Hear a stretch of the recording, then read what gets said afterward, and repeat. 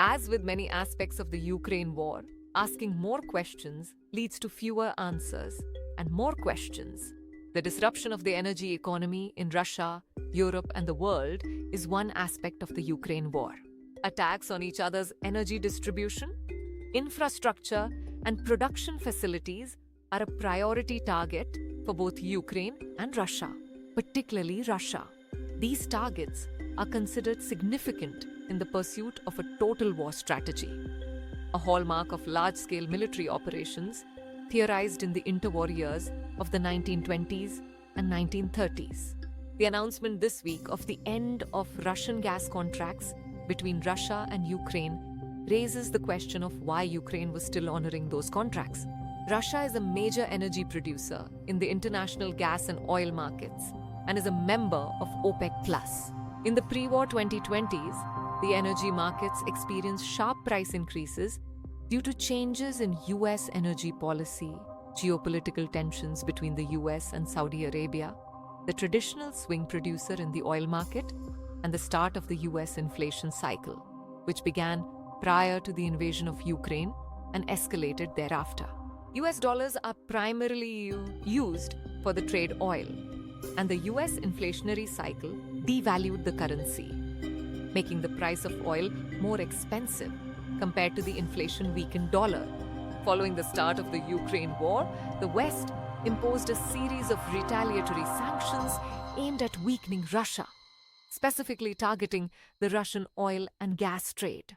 The issue was that Europe, especially Germany, had become dependent on cheap Russian gas as a means of offshoring its energy production, a move meant to demonstrate its commitment to carbon reduction. The issue of Russia producing German energy and shifting the carbon impact from Germany to Russia was not solely a German problem, but rather a Russian one within the walls of the Chancellery in Berlin. The already sharp increases in crude oil prices also meant that the West could not completely remove Russian oil from the world market, as it would cause a significant economic shock to Western economies and the electorate. Despite severe restrictions, Europeans could still purchase Russian gas, and despite distribution restrictions and price caps, Russian energy remained available on the market. Both gas and oil are fungible products, so the direction of energy demand was shifted, but the energy pie and Russia's share of it remained only slightly reduced, with a greater Russian administrative cost assigned to it. The implementation of the sanctions was truly half-hearted, yet it would have a long-term impact, especially on energy-dependent countries. The West half-assed the sanction regime for its own electoral purposes, but one would expect Ukraine to be much more aggressive in its approach to cutting off Russian energy supplies. Gas and oil pipelines run throughout the nation of Ukraine, with nearly all of them leading back to Russia. As the Russians attacked the energy sector with bombs and missiles, they purposefully avoided their pipelines in Ukraine. These pipelines were still brimming with Russian gas, supplying customers in Europe and receiving payments back into Russian coffers. The most shocking aspect of it all is that Ukraine was essentially allowing this to occur unhindered. Observers legitimately question why this is occurring. They were probably even amazed that this was still happening after the gas was cut off in the Nord Stream pipeline, and Nord Stream 2 had a bunch of holes put into it by someone's bombs. The evening news in nearly every Western country did not report on it. They were not hiding it, but they just whistled past the graveyard of sweet Russian gas flowing westward. Would it be that popular support for the war would falter if it was found out that Ukraine was allowing its existential enemy to use its territory to flow gas to Europe, so Russia could fund its war against Ukraine, while at the same time Western governments were flowing arms and economic aid to Ukraine? Maybe the powers that be could explain why they let this happen.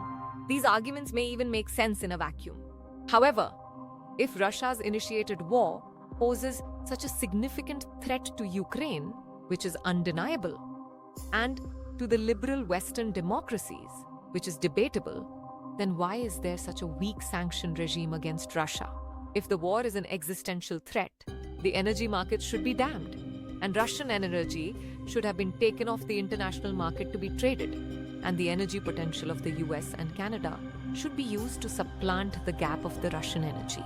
Indeed, the transition would have been gradual, causing pain on both sides of the Russian border. The gas has finally stopped flowing, and the Russians blame the Ukrainians for not allowing it to flow and renegotiating the contracts. But why would they want to help the Russians? The Western media gloats about something that hurts Russia, which it will. But Western leaders are less gleeful as they see the cost of energy going to skyrocket, especially in Germany. Transnistria, Slovakia, and Hungary, who still rely on Russian gas for their energy needs, stand to suffer more than Germany. The other head scratcher is that Slovakia produces more electricity than it needs and sells this surplus to Ukraine due to its war damage on its energy production. Slovakia primarily uses nuclear power, gas, and oil to produce electrical power, part of which it sells to Ukraine. Russia provides Slovakia with the nuclear fuel, gas, and oil needed to generate this electrical power. Slovakia's Prime Minister, Robert Fico, is not hiding this fact and is not acting duplicitously, as he has been a long critic of the West's Ukraine war policies. At this point, it's unclear how the gas cutoff, caused by the expiration of contracts that Ukraine no longer has to fulfill, will affect Russia's war effort.